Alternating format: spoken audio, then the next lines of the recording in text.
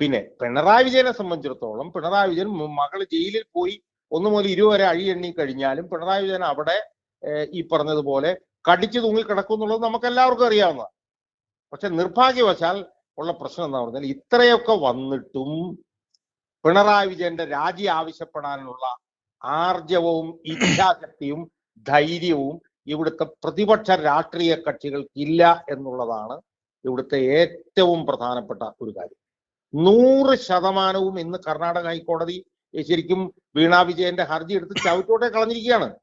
ഷാജി, ഇന്ന് കേരള ഹൈക്കോടതിയുടെ വിധി രാവിലെ ഉണ്ടായിരുന്നു. തൊട്ട് പിന്നെ കർണാടക ഹൈക്കോടതിയുടെ ഒരു വാദം ഉണ്ടായിരുന്നു. അതായത് എക്സാലോജി കൊടുത്ത ഹർജി, SFIയുടെ അന്വേഷണം തടയണം എന്നാണ് ഹർജി. പക്ഷെ കോടതി പറഞ്ഞു വെച്ചാൽ അന്വേഷണം തടയാൻ പറ്റില്ല, ചോദ്യം ചെയ്യുമ്പോൾ ഹാജരാകുക, ചോദിക്കുന്ന രേഖ മൊത്തം കൊടുക്കുക. പക്ഷെ കോടതിയുടെ ഒരു ഇടക്കാല ഉത്തരവ് പറഞ്ഞവരെ അറസ്റ്റ് ചെയ്യാൻ പാടില്ല. ഇത്രയും ഈ ചോദ്യം ചെയ്യലിന് ഹാജരാൻ പറയുന്നു, രേഖ മൊത്തം ഹാജരാക്കാൻ പറയുന്നു. അപ്പൊ വീണ വിജയനെ വീണ്ടും പൂട്ടുകയില്ലേ, തുരുത്ത് നിർത്തുകയില്ലേ SFIO?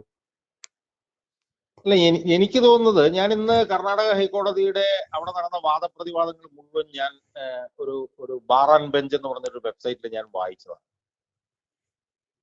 ആ വിധി ഇപ്പൊ വന്നിരിക്കുന്ന ഇടക്കാല വിധി വെച്ച് നമ്മൾ പരിശോധിച്ചാൽ എന്തെങ്കിലും ഉളുപ്പോ ലജ്ജയോ ഉണ്ടെങ്കിൽ വീണ വിജയന്റെ അച്ഛൻ പിണറായി വിജയൻ മുഖ്യമന്ത്രി പദം വെച്ച് ഒഴിയുക എന്നുള്ളതാണ് ചെയ്യേണ്ടത് എന്നുള്ളതാണ് എനിക്ക് ആമുഖമായി ഇതിനകത്ത് പറയാനുള്ളത്.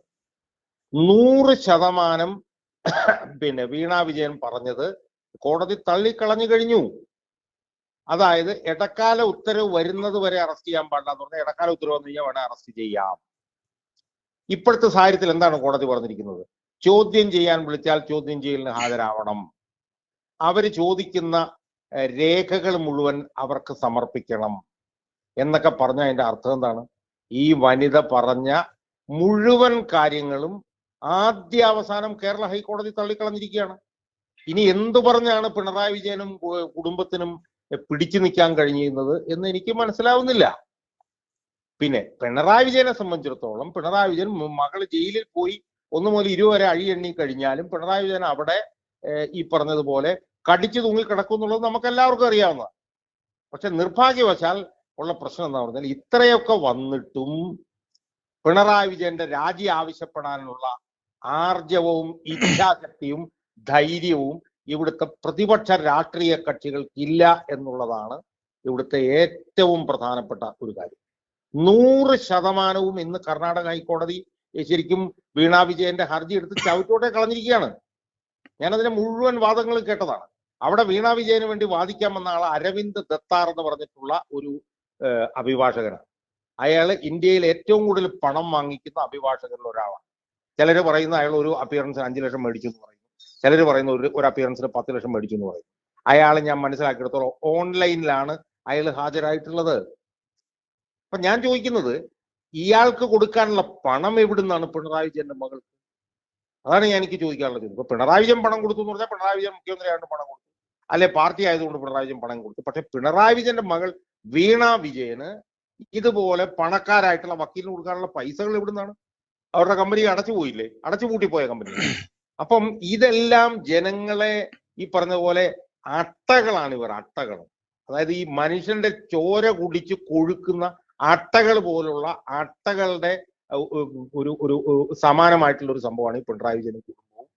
ഇന്നത്തെ ഈ കോടതി വിധിയുടെ അടിസ്ഥാനത്തിൽ ഏതാനും ദിവസങ്ങൾക്കുള്ളിൽ തന്നെ പിണറായി വിജയന്റെ മകൾ ചോദ്യം ചെയ്യപ്പെടും. പിണറായി വിജയന്റെ മകൾ ചോദ്യം ചെയ്യപ്പെട്ട് കഴിയുമ്പോൾ അവര് കൊടുത്തിട്ടുള്ള അവരോട് ആവശ്യപ്പെട്ടുള്ള രേഖകളുണ്ട്.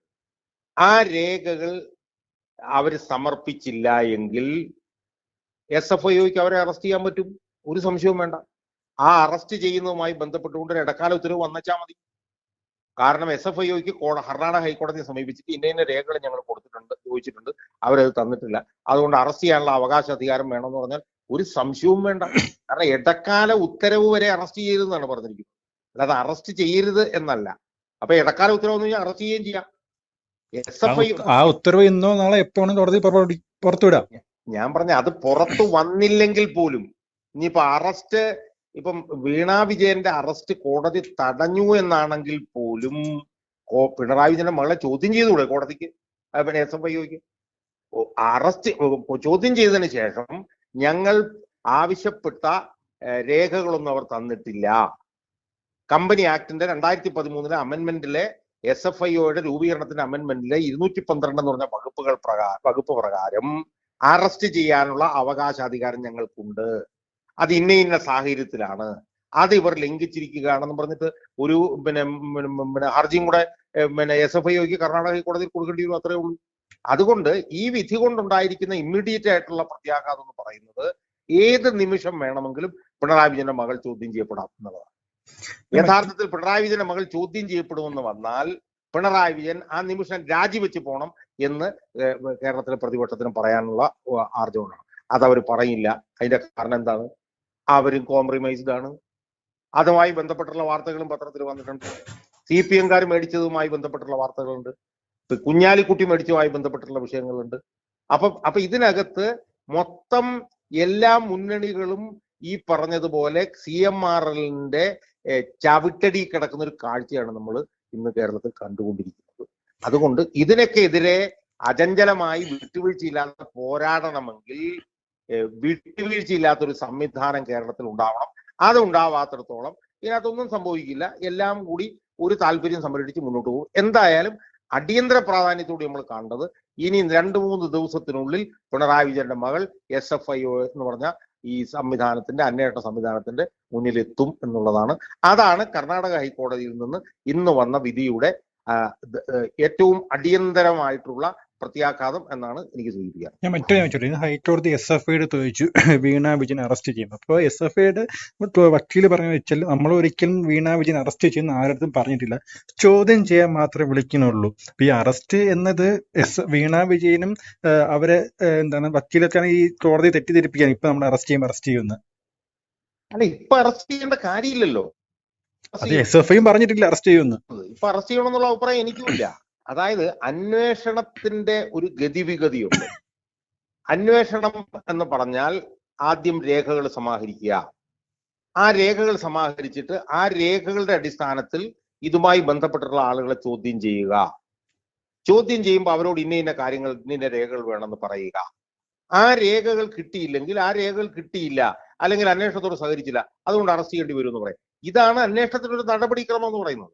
ആ അന്വേഷണത്തിന്റെ നടപടിക്രമം നമ്മൾ നോക്കിക്കഴിഞ്ഞാൽ പിണറായി വിജയന്റെ മകളെ അറസ്റ്റ് ചെയ്യേണ്ട ഒരു ഘട്ടമൊന്നും എത്തിയിട്ടില്ല. നമ്മൾ പിണറായി വിജയന്റെ മകളെ അറസ്റ്റ് ചെയ്യണം എന്ന് പറഞ്ഞാൽ നമ്മൾ ബലം പിടിക്കേണ്ട കാര്യമൊന്നുമില്ല. അറസ്റ്റ് ചെയ്യേണ്ട സമയം വരുമ്പോൾ അറസ്റ്റ് നടക്കൂല്ലോ എന്നുള്ളത് അപ്പം നോക്കിയാൽ മതി. ഇപ്പൊ അറസ്റ്റ് ചെയ്യാനുള്ള ഘട്ടം വന്നിട്ടില്ല എന്നാണ് കർണാടക ഹൈക്കോടതിയിൽ SFIO പറഞ്ഞിട്ടുള്ളത്. അതിന്റെ നടപടിക്രമം ഞാൻ വെബ്സൈറ്റിൽ ഞാൻ വായിച്ചതാണ്. കാരണം കോടതി ചോദിച്ചു, നാഗപ്രസന്നയുടെ ബെഞ്ച് ചോദിച്ചു അവരെ അറസ്റ്റ് ചെയ്യുമോ എന്ന് ചോദിച്ചു. അപ്പൊ SFIO വളരെ കൃത്യമായി പറഞ്ഞു, ഞങ്ങൾ അറസ്റ്റ് ചെയ്യില്ല, അറസ്റ്റ് ചെയ്യാനുള്ള ഘട്ടം ഇപ്പൊ വന്നിട്ടില്ല എന്നുള്ളത് കൃത്യമായി പറഞ്ഞു. അതുകൊണ്ട് ഇപ്പൊ നമ്മൾ അറസ്റ്റ് ചെയ്യണമെന്ന് പറഞ്ഞ് ബലം പിടിച്ചിട്ടൊന്നും കാര്യമില്ല. അങ്ങനെ അറസ്റ്റ് ചെയ്യുന്നതിൽ അർത്ഥവുമില്ല. ആ അറസ്റ്റ് ചെയ്താൽ തന്നെ നിയമപരമായി നിലനിൽക്കണമെന്നില്ല. ഇപ്പൊ നിയമപരമായിട്ടുള്ള നടപടിക്രമങ്ങളുടെ ഭാഗമായി അവരെ ചോദ്യം ചെയ്യുക എന്നുള്ളതാണ്. ആ ചോദ്യം ചെയ്യാനുള്ള പച്ചക്കൊടി കോടതിയിൽ നിന്ന് കിട്ടിയിരിക്കുകയാണ്. ആ പച്ചക്കൊടിയുടെ അടിസ്ഥാനത്തിൽ SFIO അവരെ ചോദ്യം ചെയ്യും. ചോദ്യം ചെയ്യുമ്പോൾ അവരോട് രേഖകൾ ചോദിക്കും. ആ രേഖകൾ അവർ തരാൻ തയ്യാറായില്ലെങ്കിൽ അവരെ അറസ്റ്റ് ചെയ്യാൻ തീരുമാനിക്കും. ആ അറസ്റ്റ് ചെയ്യാൻ തീരുമാനിച്ചതിന്റെ വിവരം കർണാടക ഹൈക്കോടതിയിൽ അറിയിക്കും. ഇന്ന സാഹചര്യങ്ങളുടെ അടിസ്ഥാനത്തിലാണ് ഞങ്ങൾ അറസ്റ്റ് ചെയ്യാൻ ആഗ്രഹിക്കുന്നത്. അതിന് കോടതി അംഗീകാരം കൊടുക്കും. അപ്പോൾ അറസ്റ്റ് ചെയ്യും. ഇപ്പൊ എന്തായാലും അടുത്ത ആഴ്ച ചോദ്യം ചെയ്യും. SFIയുടെ വാഹനം ക്ലിഫ് ഹൗസിലേക്ക് പ്രവേശിക്കും.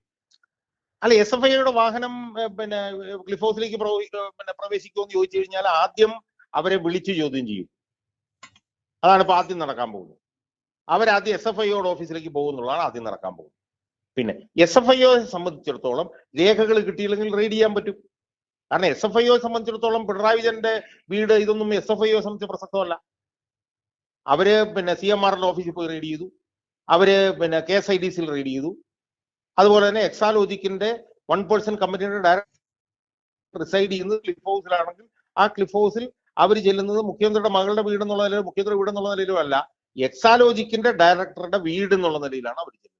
അവരവിടെ ചെല്ലാനുള്ള സാധ്യത വളരെ വളരെ വലുതാണ് എന്നാണ് എനിക്ക് തോന്നുന്നത്. കാരണം എക്സാലോജിക്കിന്റെ ഡയറക്ടർ താമസിക്കുന്നത് ക്ലിഫ് ഹൗസിലാണ്. അപ്പൊ അതുകൊണ്ട് അതൊക്കെ നമ്മൾ കാണാൻ പോവുകയാണ് വരും ദിവസങ്ങളിൽ എന്ന് തന്നെയാണ് ഞാൻ വിശ്വസിക്കുന്നത്. പക്ഷെ നിർഭാഗ്യവശാൽ അത് കണ്ടു കഴിഞ്ഞാലും അത് കണ്ടു കഴിഞ്ഞാലും ഇയാൾ രാജിവെക്കണം എന്നുള്ള നിലയിൽ പറയാൻ ഇവിടെ ഒരു ശക്തിയില്ല എന്നുള്ളതാണ് ഏറ്റവും പ്രധാനപ്പെട്ട. ഇപ്പൊ കോൺഗ്രസ് സമരാഗ്നി എന്ന് പറഞ്ഞിട്ടൊരു ജാഥ നടത്തിക്കൊണ്ടിരിക്കുകയാണ്. ആ ജാഥയ്ക്കകത്ത് ഇപ്പോഴും ഇവർ രാജിവെക്കണം എന്നുള്ള, മുഖ്യമന്ത്രി രാജിവെക്കണം എന്നുള്ള ഒരു ആവശ്യം ഉയർന്നിട്ടില്ല. എത്ര ഗതികെട്ട ഒരു അവസ്ഥയെന്ന് ആലോചിച്ച് നോക്കി, മനസ്സിലായോ?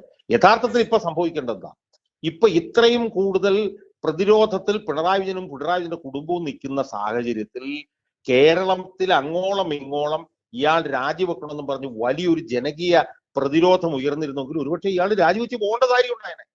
നമ്മളിപ്പോ UDF ഭരിക്കായിരുന്നു നിങ്ങൾ വിചാരിക്കുക. ഉമ്മൻചാണ്ടിയുടെ മകൾ അച്ചുമ്മനുമായി ബന്ധപ്പെട്ട് ഇതുപോലെ കേരളം കത്തിയേനെ. SFIO മുഖ്യമന്ത്രി ഉമ്മൻചാണ്ടിയുടെ വീട്ടിലെന്ന് വിചാരിക്കുക. സംശയമുള്ള കാര്യമാണോ ഉമ്മൻചാണ്ടിക്ക് 2-3 മാസം കഴിഞ്ഞ് രാജിവെച്ച് പോകേണ്ടി വരുമായിരുന്നത്? പക്ഷെ ഇവിടെ നിർഭാഗ്യവശാൽ സുധാകരനെയും KC വേണുഗോപാലിന്റെ നേതൃത്വത്തിലുള്ള ഒരു കോൺഗ്രസ് ആണ് ഇവിടെ ഇരിക്കുന്നത്. അതുകൊണ്ട് ഇതല്ല, ഇനി പിണറായി വിജയൻ അറസ്റ്റ് ചെയ്താൽ പോലും കേരളത്തിൽ ഒരാളെ ഏല പോലും എന്ന് ഞാൻ വിശ്വസിക്കുന്നു. നന്ദി ശ്രീ KM ഷാജി.